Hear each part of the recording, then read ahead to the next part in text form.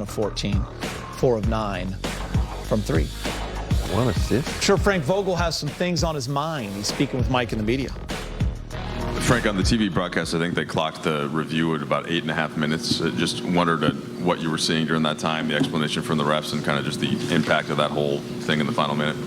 Yeah, well, it's a complicated play. I mean, the time is just, they're going to take as much time as it takes to get it right. I disagree strongly with the ruling. I think it's total BS. They called the play dead when Covington steps out of bounds. Okay, and they try to tell me that because it was close to that play that Braun was out of bounds, so then it's going to be Clippers ball. Okay, the whistle doesn't blow until Covington steps out of bounds. Okay, so to go back to Braun stepping out of bounds, okay, is a separate entity entirely, and like I couldn't disagree more strongly with the ruling. Okay, I mean, if you're going to go back further than that, then how about LeBron got pushed out of bounds? Like, why don't we go back to that? It's wrong. Okay, they were going to challenge either way, whether I call it a timeout or not, and it should have been our ball in that situation. Very disappointed. So you end up challenging the next play and get the ball back after the turnover. Yeah. And so on the final possession, look, they had been trapping LeBron. What were you guys? Yeah, we knew they were going to double team. We moved the ball around and attack. We should be able to get something great. And Melo thought he had a clean look. Maybe had one more. I trust Melo in that spot. But we didn't convert. So not good enough. Frank, it seems like a lot of the sort of particular things that happen on a night-to-night basis throughout the season have changed, but generally this is a pretty familiar formula: fall behind by a lot, come back, and then stuff doesn't shake out in the end. I know we use the word frustrating a lot, but how tough is it to watch this team kind of run into these?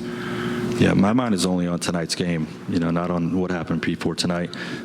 Disappointed in a loss, and we'll get back to work tomorrow.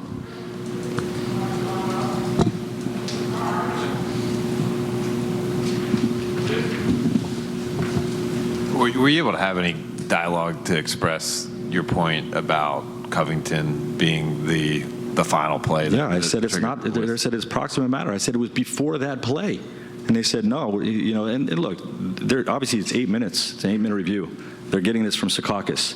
What the league's ruling on it is. It's not one official. Ruling on it. It's the 3 officials on the game and Secaucus. So, that's their ruling. I disagree strongly with it. I think it's going to be something that's talked about in the summertime, and the Clippers benefited from tonight. And as for the other one where they called the foul on Talon, you guys used the review. It was successful. Were you aware? I guess you probably were aware that the 8-second call would still be in play. For sure, that's why we challenged it. Well, to keep them off the free throw line, but it was in the backcourt. They only had 1 second. Right.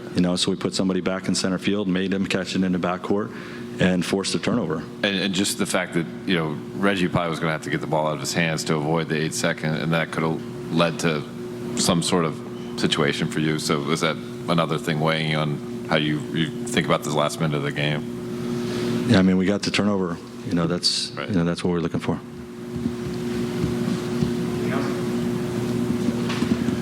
Frank, you mentioned that the Clippers were going to challenge regardless whether you take the timeout. I mean, when you're considering whether or not to call it, is that first of all, firing? Like, they don't blow the whistle till Covington has the ball, steps out of bounds, and dribbles out of the ball. The whistle doesn't blow at all. So to me, like, there's no discussion here. Okay, the whistle doesn't blow until Covington touches the ball or steps out. Like, it didn't blow. You look at the tape. The official, it's a play on when Braun taps it. It's a play on. Okay, Covington touches out of bounds, okay, and then the whistle blows. What is there to review? So even if they challenge it, I'm like, it's still going to be our ball, okay, and we got a chance to win the game. Did they tell you, so they challenge it, before the challenge, the refs go to the monitor too. Was that to look at the clock? Or? They told me, they were looking at how